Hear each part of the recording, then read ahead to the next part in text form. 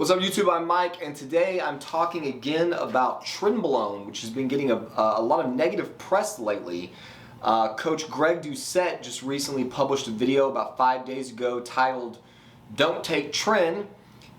Vigorous Steve has recently made some videos about Tren. Derek with More Plates, More Dates has recently talked about it.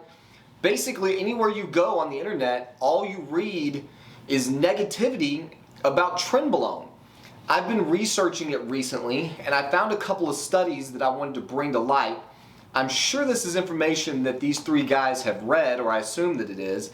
And let me just say that I am a huge Greg Doucette fan, so if any of his army gets a hold of this video based on the title, I'm absolutely not trying to bash anyone here. I love Greg and his content.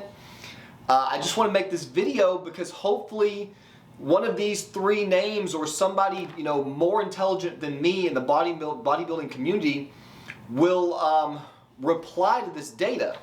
So I've got a couple of studies here that I want to reference. I'm going to go over the first one briefly and then the second one in a little more detail. The first one is called Improvements in Body Composition, Cardiometabolic Risk Factors, and Insulin Sensitivity with Trenbolone in Normogonadic Rats. Basically the overview of this study says that Trenbolone is used for anabolic growth promotion in over 20 million cattle annually and continues to be misused for aesthetic purposes in humans. The current study investigates Tren's,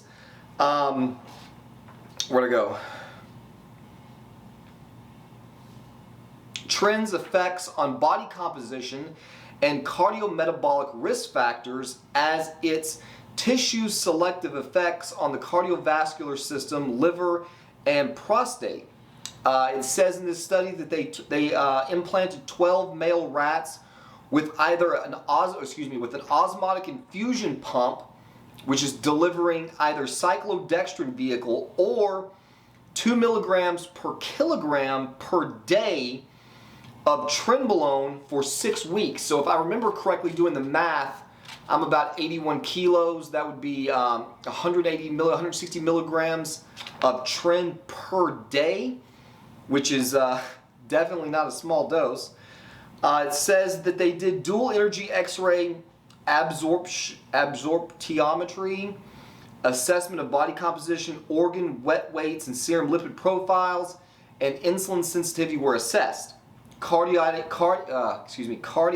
ultrasound examinations were performed. Before in vivo studies assessed myocardial susceptibility to ischemia, reperfusion, injury. Circulating sex hormones and liver enzyme activities and prostate liver histology were examined. So, before we even get to the results, obviously this is an exceptionally small size of study. We got 12 rats here. But I think that the findings are interesting, and they really go hand in hand with the other study that I'm going to read. So it says that in 6 weeks, fat-free mass increased by 34% in the controls. Fat mass decreased by 37%, and lean mass increased by 11% with Tren. Serum triglycerides, HDL and LDL were reduced by 62%, 57%, and 78% respectively. So pay close attention to that. It says that the HDL, the good cholesterol, was lowered, but so was the bad cholesterol. 57% decrease in good cholesterol, 78% decrease in bad cholesterol. And that's respectively in the Tren rats. Histological examination of the prostates from the Tren rats indicated benign hyperplasia associated with an increased mass, prostate mass of 149% compared to controls. No evidence of adverse cardiac or hepatic effects were observed. In conclusion, improvements in body composition, lipid profile, and insulin sensitivity were achieved with 6-week Tren treatment without evidence of adverse cardiovascular or hepatic effects that are commonly associated with traditional anabolic steroid misuse. Sex hormone suppression and benign prostate hyperplasia were confirmed as adverse effects of the treatment. So again, this is a small sample size. They only tested them for 6 weeks, but even in bodybuilding circles, tren is not supposed to be run for very long. And so what they found was that the tren obviously lowered fat, increased lean body mass, and did so without any negative effects on the liver or the lipids. The only negative side effect found was that there was benign prostate hyperplasia. So I found that interesting to begin with, and then I found this second study, which I'm going to put again up on the screen for you to follow along with. The second study that I found here is titled 17-hydroxyestra-4911 triene-threone, or Trenbolone, exhibits tissue-selective anabolic activity, effects on muscle, bone, adiposity, hemoglobin, and prostate. This was published originally in 2011. It says that selective androgen receptor modulators are now under development. Can protect against muscle and bone loss without causing prostate growth or polycythemia. Trenbolone, a potent testosterone analog, may have SARM-like actions because, unlike testosterone, Trenbolone does not undergo tissue-specific 5-alpha reduction to form more potent androgens. We tested the hypothesis that Trenbolone enanthate might prevent orchioectomy-induced losses or castration-induced losses in muscle and bone and visceral fat accumulation without increasing prostate mass or resulting in adverse hemoglobin elevations. So in the previous study, they found that the one negative side effect was prostate hypertrophy. So in this one, they're looking to see if it will do all of the same positive things as the SARMs without inducing the benign prostate hypertrophy and the other negative effects that supraphysiological doses of testosterone provide. So they have male F344 rats aged 3 months underwent orchioectomy or castration or remained intact and were administered graded doses of tren, supraphysiological testosterone enanthate, or vehicle for 29 days. In both intact and castrated animals, all tren doses and supraphysiological testosterone enanthate augmented androgen-sensitive levator and anti-bulbocanaverous muscle mass by 35 to 40% above shams or controls, and produced a dose-dependent partial protection against castration-induced total and trabecular bone mineral density losses.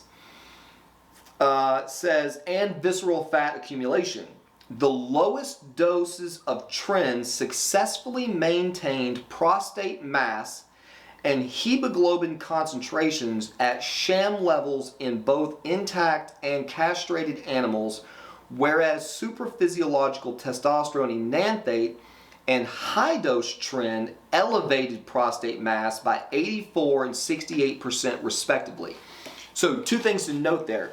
One, this is a study where they're focusing on low-dose tren. Obviously high-dose tren, like we had in the previous study where we're working with a dose that's approaching a human dose of 160 milligrams per day. In that study they found benign prostate hypertrophy. In this study they found the same thing with the high-dose tren and the high-dose testosterone enanthate. It says, in summary, low-dose administration of the non-5-alpha reducing androgen tren maintains prostate mass and hemoglobin concentrations near the level of controls while producing potent myotrophic actions in skeletal muscle and partial protection against castration-induced bone loss and visceral fat accumulation. Our findings indicate that tren has advantages over supraphysiological testosterone and supports the need for future preclinical studies examining the viability of tren as an option for androgen replacement therapy. So that was crazy for me to read. I've never heard anywhere that tren would make for a good androgen replacement therapy. Everything I find online, including just about everything by the three names that I mentioned earlier, says that tren is this terribly potent, terribly dangerous drug that should be avoided at nearly all costs, save that you're going to be competing in a bodybuilding show, and then Derek is very candid in admitting that there really is no drug out there that will replace tren and its anti-catabolic effects and its effects, its recomping effects. And so if you're going into a show, maybe it's worth it because obviously you're competing for a prize. But the data potentially suggests, that low doses of tren are actually safer for your body than super physiological doses of testosterone. So to get an idea, this study's going to go a little bit further, and they make the point that however, replacement doses of testosterone result in only minor improvements in muscle strength and bone mineral density, and only small reductions in adiposity. In contrast, supraphysiological testosterone effectively augments skeletal muscle mass, reduces adiposity, and increases bone mineral density in men and in castrated animal models, but also increases the risk for a variety of side effects, of which polycythemia, prostate enlargement, and increased incidence of prostate biopsy occur most frequently. So there it's saying effectively that standard doses of testosterone replacement therapy are not sufficient to maintain muscle mass, at least in castrated animals and potentially humans. That it takes a super physiological dose to really achieve the necessary result, which in all honesty is what we see in TRT clinics today. No TRT clinic is out there trying to raise your levels to 800 nanograms per deciliter. My clinic puts me on 200 milligrams per week, which has my level, well, the first test that came back, it came back greater than 1500. They didn't even use a sensitive test to determine what my level actually was. So my test level was minimum 1500 on a scale up to 1100. So I was already in the super physiological range, and this is the range that's necessary to really achieve the results that you desire with testosterone replacement therapy. And that's mirrored and admitted in this study. What seems to be argued is that testosterone enanthate, or cypionate, as we're being prescribed at super physiological doses, may in fact not be the best thing, the best form of androgen replacement. Now I know Derek, if he gets a hold of this video, is going to argue that, well, clearly you can't use Trenbolone because then you have no pathway to aromatization. So obviously you're going to have estrogen in the system. And if I remember correctly, he may have actually made a video talking about tren. I think he did make a video, in fact, on tren with added estrogen and why they do that in cows, because it was the estrogen was necessary to get the maximum muscle growth. So I don't know, maybe this is something that needs to be examined. As crazy as it may sound, is tren, low dose tren, and estrogen a better form of testosterone replacement therapy for men? To give you an idea of the doses we're talking about here, it says, and it goes on, the primary purpose of this study was to determine the effects of Trenbolone enanthate, a slowly released Trenbolone ester, on a variety of androgen-sensitive tissues, including skeletal muscle, bone, visceral adiposity, hemoglobin, and the prostate of rodents. Because Trenbolone is selectively metabolized to weaker androgens in vivo, we hypothesized that muscle, bone, and fat we hypothesized that tren will produce dose-dependent anabolic effects in skeletal muscle, bone, and fat that are at least equal to those of supraphysiological testosterone, while producing a smaller increase in hemoglobin and less growth of the prostate. So before they do the study, this is what they're already assuming is going to happen, which again I find interesting given the wealth of negative information that's being perpetuated about tren. The scientists seem to assume something different. They seem to assume, in fact, that the tren was going to be better and this is what the study sought to prove. The doses they used was male Fisher 344 rats aged 3 months divided into 6 groups, including controls. I don't know why they call them shams, but anyway, including sham surgery plus vehicle, orchioectomy plus vehicle, orchioectomy plus low-dose tren, orchioectomy plus low tren. The low-dose tren, excuse me, I repeat myself, the low-dose tren was 1 milligram per week. Now, I don't know how that breaks down into an amount, per kilogram of body weight. All the study says is 1 milligram per week is low-dose tren.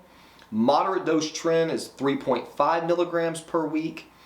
High dose tren, 7 milligrams per week. High dose or supraphysiological testosterone enanthate was considered test E at 7 milligrams per week. So that's what they're considering low, medium, and high dose. I'm not going to go through all of the science here with the graphs and everything. I'll link the study in the description for anybody who wants to read it. Basically, their conclusion was, our results demonstrate that tren prevents deleterious alterations in body composition associated with castration to the same extent as supraphysiological test enanthate. Specifically, we observed that 1, regardless of dose, tren and supraphysiological test E produced equally myotrophic responses in androgen-sensitive LABC muscle complex in both intact and castrated animals. 2, tren partially prevented castration-induced bone loss to roughly the same extent as supraphysiological test E. And 3, at equal doses, tren was somewhat more lipolytic than test E in visceral fat. In contrast, the lowest doses of tren maintained prostate mass, hemoglobin concentrations at the level of controls in both intact and castrated animals, whereas supraphysiological test E and high-dose tren produced prostate enlargement and/or elevations in hemoglobin. Thus, at the lowest doses administered, tren appears to have a higher and more clinically favorable anabolic androgenic ratio than supraphysiological test E. So there you have it. That study is very clear, and it's actually backed up by the blood work, the human blood work that I posted a few days ago that my buddy shared with me. His hemoglobin levels were not elevated. His prostate mass was not increased. Now, obviously, his liver was elevated. His liver enzymes were elevated, and cholesterol was not looking good. But you have to take into consideration that we have a dose of test E plus 30 milligrams of Anavar for 8 weeks prior to those results being posted. So it seems abundantly clear from this data and those test results that maybe some of the information that was just being haphazardly thrown around by big names in this community just might not be accurate. I would really like to see a response to these studies. And again, I'm sure that this is a study from 2011. I haven't researched this exhaustively. I have nowhere the experience of looking at studies, researching any of these things that, for example, Derek may have. But I feel like it's worth looking into, because just doing a cursory amount of examination online, this is what pops up. When you type in Trenbolone studies, you don't get this wealth of information that's saying, oh my God, Trenbolone is the worst compound in the world. It's going to destroy your body. Stay away from it, which is what all the sort of bro science is saying. The scientific data that pops right up for anyone to find seems to suggest quite the opposite. So anyway, food for thought. I would love to see a response again by somebody who's considerably more educated on this matter than I am, as to what's the cross up here. Why is the general the general opinion that tren is so bad for you and you're better off with a super physiological dose of testosterone, or what's got to be infinitely worse, which is orals plus a super physiological dose of testosterone, boldenone, deca, all these things that your average bodybuilder is stacking on top of one another. Could the same or better result not be gained by low-dose tren only? I don't know. So as is clear, I'm sure by making this video, I am a complete amateur at breaking down these studies and trying to present this data.